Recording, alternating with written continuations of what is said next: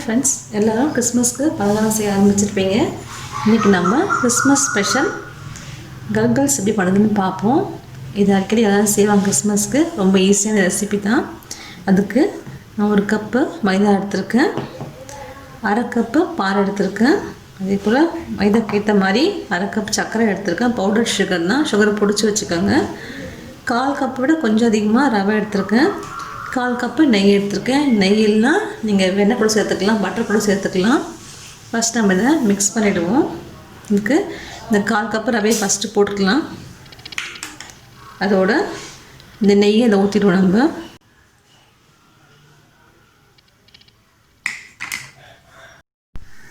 நம்ம இதை மிக்ஸ் பண்ணிப்போம். ஒரு 5 நிமிஷம் அப்படியே இருக்கட்டும். இந்த நெய் இந்த ரவை நெய்யெல்லாம் உறிஞ்சிக்கிறோம். ஒரு 5 மினிட்ஸ் அப்படியே வச்சுருப்போம். 5 நிமிஷம் கழிச்சு நம்ம மற்றதெல்லாம் மிக்ஸ் பண்ணிக்கலாம். பாருங்க, இது நல்லா ஊறிடுச்சு. இப்போ நம்ம இதை மிக்ஸ் பண்ணிப்போம். மைதாவை மிக்ஸ் பண்ணிக்கலாம். இந்த 1/2 கப் சர்க்கரையும் ஆட் பண்ணிப்போம். இது நல்லா இந்த நெய்யோடு நல்லா பிசைஞ்சுக்கோங்க. மிக்ஸ் பண்ணியாச்சு. பாருங்கள், நல்லா பிடிச்சது மாதிரி இருக்கணும். இதோட நம்ம பாலை கொஞ்சம் கொஞ்சமாக ஆட் பண்ணிப்போம். மொத்தமாக ஊற்ற வேண்டாம். நம்ம தேவைக்கு ஏற்ற மாதிரி இதை ஆட் பண்ணிக்கலாம். நல்லா நம்ம சப்பாத்தி பார்த்துக்கோங்க, நல்லா சாஃப்டாக பிசைஞ்சுக்கோங்க.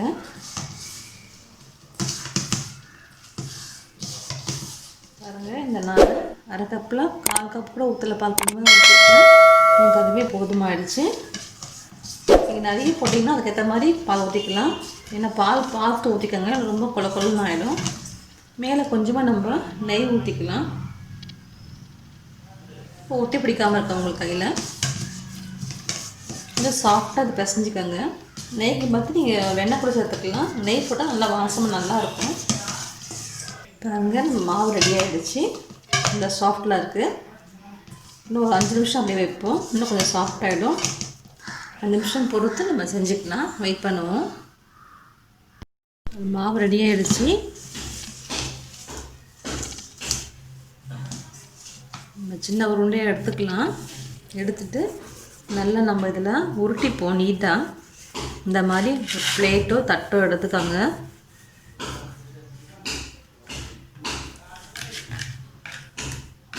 இந்த மாதிரி சின்ன சின்ன உருண்டைகளாக கட் பண்ணிக்கலாம். நம்ம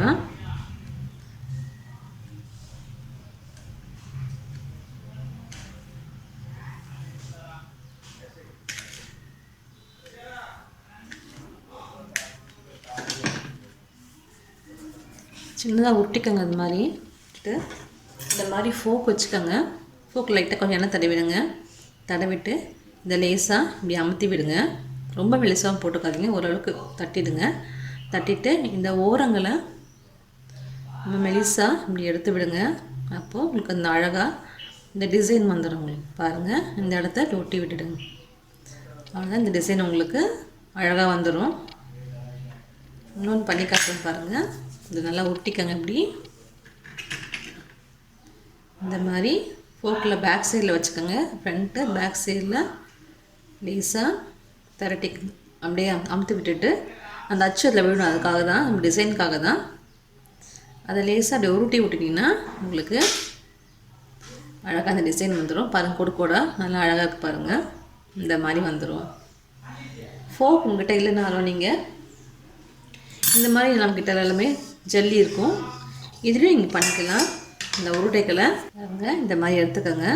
இப்படி வச்சுட்டு மெல்லமாக இப்படி இதில் அழுத்தி விட்டுடுங்க. அப்புறம் இந்த ஓரங்களை மெல்லமாக இப்படி எடுத்து விட்டிங்கன்னா உங்களுக்கு அழகாக ரொட்டேட் ஆகி வந்துடும். பாருங்கள், இந்த ஓரத்தை இப்படி ஒட்டி விட்டுடுங்க. அப்போ உங்களுக்கு பிரியாத வரும். பாருங்கள், நல்லா அழகாக பெருசாக வந்துடுச்சு. பாருங்கள், அவ்வளோதான். இதே மாதிரி எல்லாத்தையும் செஞ்சுக்கலாம். செஞ்சுட்டு நம்ம எண்ணெயில் போட்டு பொரிச்சு எடுத்துக்கலாம். பாருங்கள், நம்மளுக்கு கல்கல்ஸ்லாம் ரெடி ஆகிடுச்சு. இப்போ நம்ம எண்ணெயில் போட்டு பொரிச்சிட வேண்டியது தான். எண்ணெய் காயட்டும்.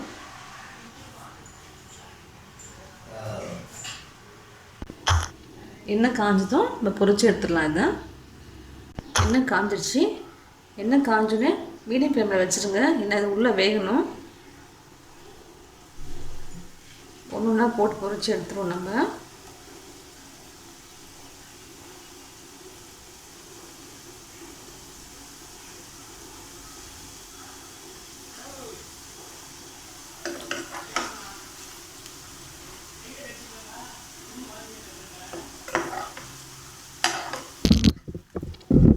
நம்மளுடைய கல்கல்ஸ் நல்லா ப்ரௌனாக நல்லா வெந்துடுச்சு. எடுத்துடலாம்.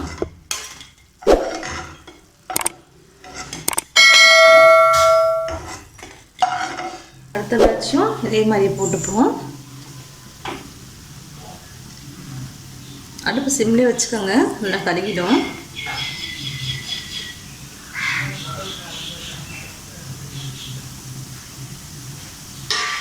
அதுதான் பொரிச்சு எடுத்துக்கலாம் வெந்தோடனே. பாருங்கள், நம்ம கல்கல்ஸ் நல்லா ரெடி ஆகிடுச்சு. ரொம்ப சிம்பிளான ரெசிபி தான். பாருங்கள் நல்லா எவ்வளோ கிறிஸ்பியாக இருக்குன்ட்டு. பாருங்கள், ரொம்ப ஈஸி தான். நீங்களும் செஞ்சு பாருங்கள். உங்கள் கமெண்ட்ஸ் சொல்லுங்கள். தேங்க்யூ.